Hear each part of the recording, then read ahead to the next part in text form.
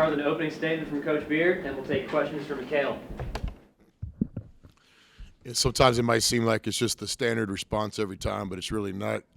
I really appreciate the crowd today. A lot of Ole Miss people came from Oxford. They came from the Memphis area, and so just really appreciate it. Lots to do on Saturdays, this kind of weather outside and all, so really thankful for the people that came. We had some students, too, Saturday in Oxford to come down here and watch the 3 o'clock game, so we're very, very appreciative of the crowd. A lot of respect for Colorado State. This team's been to, I think, 2 NCAA tournaments in the last 3 years on at-large bids. Won a game last year in a tournament against Virginia, if I'm not mistaken. Got a really good coach. They got good players. So this game had our full attention. We knew we had to play well to win. We did that, I think, probably for 2/3 of the game. I think first half we played about as well as we played to this point against a quality opponent. Second half, you knew Colorado State was going to make a run. That's what, winners do. So there's a lot of learning lessons for us in that second half. But very appreciative of the crowd and wish Colorado State the best this year. Any questions for Mikhail? You got the game here in South Haven. I know you're going to Biloxi this year. Will we see more from the Ole Miss program to maybe make this a more regular part of your schedule? Yes. I think one of the responsibilities when you coach at a state school like Ole Miss is to take the brand in our team. We got a lot of great fans, alumni, donors, former students that live in different parts of the state. And so, we're looking forward to going back down to the Gulf Coast for the second year. And, again, appreciative of the people that came out tonight here in this area of the state, close to Memphis, where we have a big donor base too, alumni.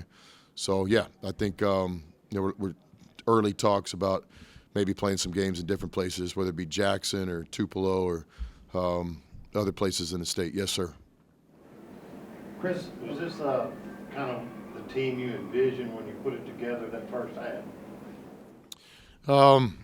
Yeah, I think so. So, as a coach, you're always striving for 40 minutes of play.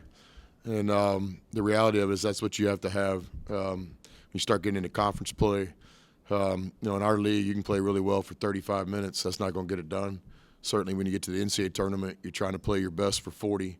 Doesn't mean you're going to make every shot. Doesn't mean you're not going to make a mistake here and there, but it's like what we call Ole Miss basketball. So, tonight offensively, a lot of things to build on. We're always searching for that 50% shooting, 40% three, 80% free throw. We got it done in 2 out of the 3.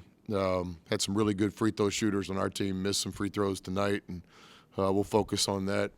We get double-digit scoring from 5 or 6 guys. That's the balance we're looking for. So if the game's a little bit different at the end and we hit a couple more free throws, to score 90-something points against Colorado State. 4 turnovers in a college basketball game is very hard to do. 2 of those happened late or kind of careless plays. So had some special performances, whether it be, I think Juju had a good assist to turnover night, 6-0. And so, offensively we were kicking for a lot. Thought in the second half, some of those possessions where we missed the front end of a one-on-one kind of takes the wind out of yourselves. But no, offensively tonight, especially in the first half, we played well. You saw Mikhail up there talk about maturity. In what ways do you see that aspect of your team play itself out just going down the stretch? Yeah, every season's a journey, and you're waiting to see how you respond to different situations. Maybe you're up big, maybe you're down big, maybe you got a couple guys that are banged up, can't play. There's all sorts of things that happen during the season, and the thing with a new team, new players, and a lot of people are like us in today's college basketball is we just haven't experienced these things together. So today was really kind of the first time we found ourselves in one of these heated moments. So there were some hard, direct words said in our timeouts, but I thought the players really responded. We had player voice in our timeouts late when we needed to kind of get things flipped around. So, along the journey, a lot of these things are going to be first-time things. The first time our teams experience this, the first time our teams experience this. And so tonight, lots of learning opportunity in tonight's game, no doubt. I'm sure you prefer to play a 40 minutes where it's all like the first half, but do you take more out of a game like this? And if so, what's kind of the biggest takeaway to you? Yeah, I've you hear that a lot. As you learn from a loss. I've never agreed with that. I think we can learn from a win too. And so, You know, I'm looking for perfection. Like, I've always wanted to coach a team that had 0 turnovers. One time we had a 1 turnover game. Kid didn't jump stop on a baseline like we worked on for 3 days. He's my friend now. Talk to him all the time. You're looking for perfection. You're not going to quite get it, but that's the quest to be great.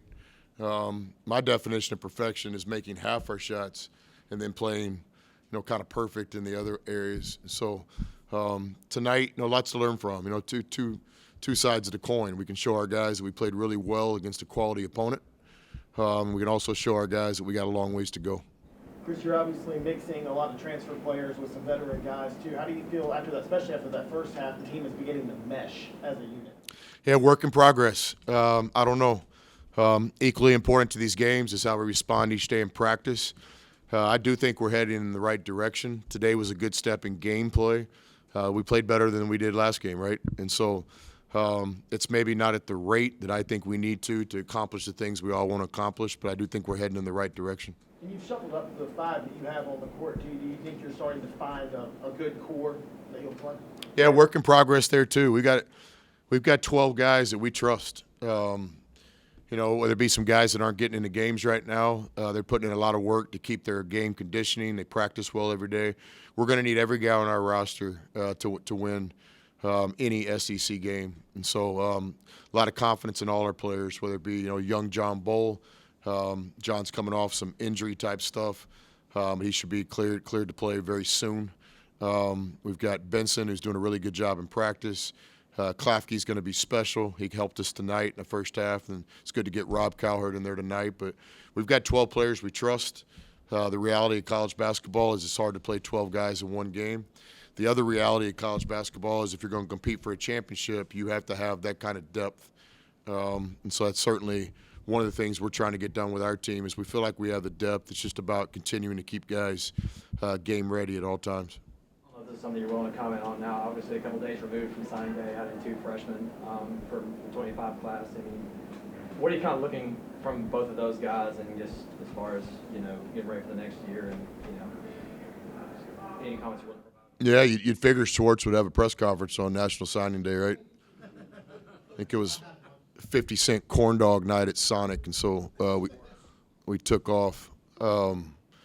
We're excited. This class with Tyler and Patton, 2 talented players, have a lot of accolades. Just as the Indiana football coach said, just Google them. You'll see some things, but more important than just that talent is we think we got the right 2 human beings, the right 2 guys that want to work and get better and have a vision for early impact in their college careers, but also destined to be really good players in time. So both guys are kind of positionless players that can do a lot of different things. Both guys come from great families, not good, great.